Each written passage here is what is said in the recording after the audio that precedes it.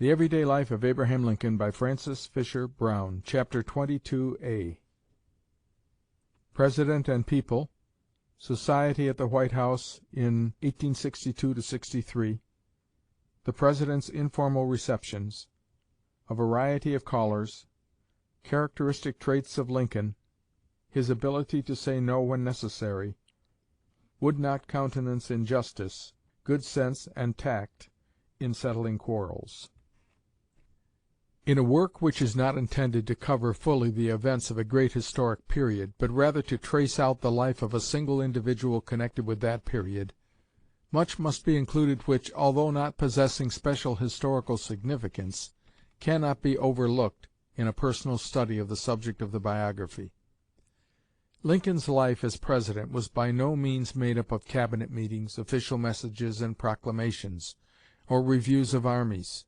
Interspersed with these conspicuous acts was a multitude of less heroic, but scarcely less interesting details, with incidents and experiences humorous or sad, but all, even the most trivial, being expressions of the life and character of the man whom we are seeking to portray. Society, as now understood at the national capital, had but little existence during the war. At the White House there were the usual President's receptions, which were quite public in character and were largely attended. Aside from these democratic gatherings, there was little enough of gaiety. The feeling that prevailed is shown by an incident that occurred during the winter of 1862–63, when a good deal of clamor was raised over a party given by Mrs. Lincoln, at which, it was asserted, dancing was indulged in, and Mrs. Lincoln was severely censured for what was regarded as inexcusable frivolity. Hon. A.G. Riddle, who was present on the occasion referred to, states positively that there was no dancing. The party was a quiet one, intended only to relieve the rather dull and formal receptions. But the President was pained by the rumors that fashionable balls were permitted at the White House in wartime, and the party was not repeated. It was the custom of President Lincoln to open twice a week the doors of his office in the Executive Mansion for the admission of all visitors who might wish to speak with him. These brief interviews, quite devoid of ceremony, seemed to reveal the man in his true character, and to set forth the salient traits that fitted him for his great position, and endeared him so greatly to the popular heart. They showed how easily accessible he was to all classes of citizens, how readily he could adapt himself to people of any station or degree, how deep and true were his human sympathies, how quickly and keenly he could discriminate character, and how heartily he detested meanness and all unworthy acts and appliances to compass a selfish or sordid end. On these occasions, as may well be imagined, many curious incidents occurred. Lincoln was usually clad in black broadcloth suit, nothing in his dress betokening disregard of conventionality, save perhaps his neat cloth slippers, which were doubtless worn for comfort. He was seated beside a plain cloth-covered table, in a commodious arm-chair. As each visitor approached the President he was greeted with an encouraging nod and smile, and a few moments were cordially given him in which to state the object of the visit.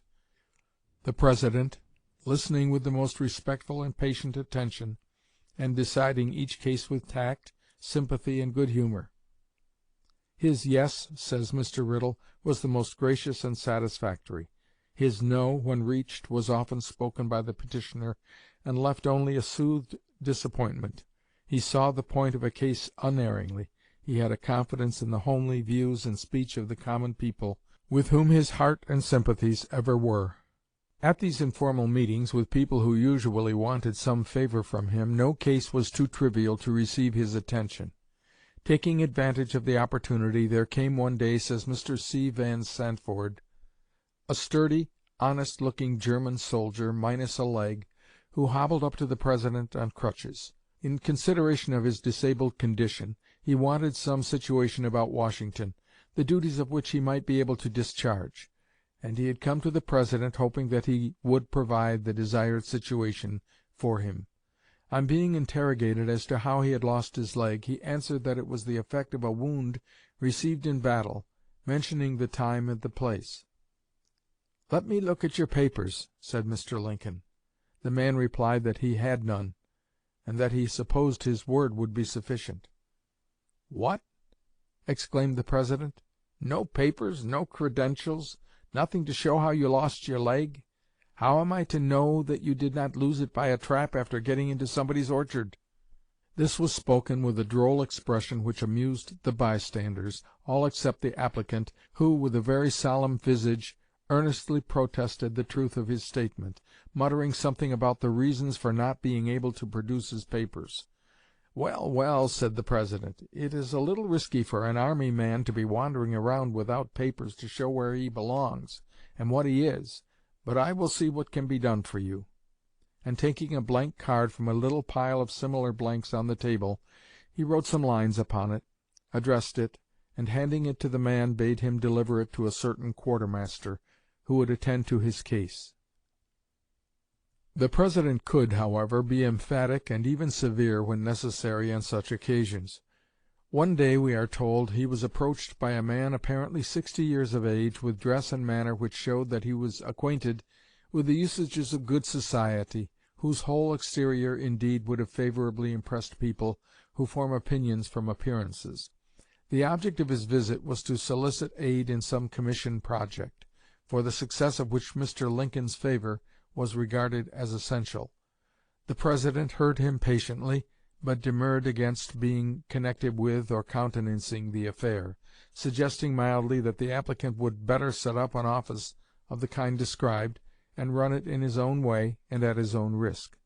The man pleaded his advanced years and obscurity as a reason for not attempting this, but said if the President would only let him use his name to advertise and recommend the enterprise, he would then, he thought, need nothing more. At this the eyes of the President flashed with sudden indignation, and his whole aspect and manner underwent a portentous change. "No," he broke forth with startling vehemence, springing from his seat under the impulse of his emotion. "No, I'll have nothing to do with this business, nor with any man who comes to me with such degrading propositions. What? Do you take the President of the United States to be a commission broker? You have come to the wrong place, and for you and every one who comes for such purposes, there is the door." The man's face blanched as he cowered and slunk away, confounded, without uttering a word. The President's wrath subsided as speedily as it had risen.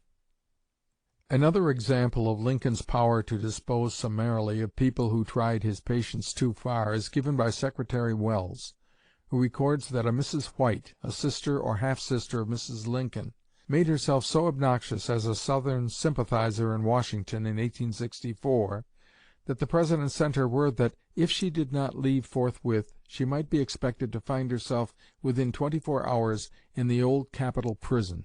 A visitor once asked him how many men the rebels had in the field. The President replied very seriously, 1,200,000, according to the best authority. The interrogator blanched in the face and ejaculated, "Good heavens! Yes, sir, 1,200,000, no doubt of it. You see, all of our generals, when they get whipped, say the enemy outnumbered them from 3 or 5 to 1, and I must believe them. We have 400,000 men in the field, and 3 times 4 makes 12. Don't you see it?" Among the many illustrations of the sturdy sense and firmness of Lincoln's character, the following should be recorded. During the early part of 1863, the Union men in Missouri were divided into 2 factions, which waged a bitter controversy with each other. General Curtis, commander of the military district comprising Missouri, Kansas, and Arkansas, was at the head of one faction, while Governor Gamble led the other. Their differences were a source of great embarrassment to the Government at Washington, and of harm to the Union cause. The President was in constant receipt of remonstrances and protests from the contesting parties, to one of which he made the following curt reply: "Your dispatch of to-day is just received. It is very painful to me that you in Missouri cannot or will not settle your factional quarrel among yourselves. I have been tormented with it beyond endurance for months by both sides.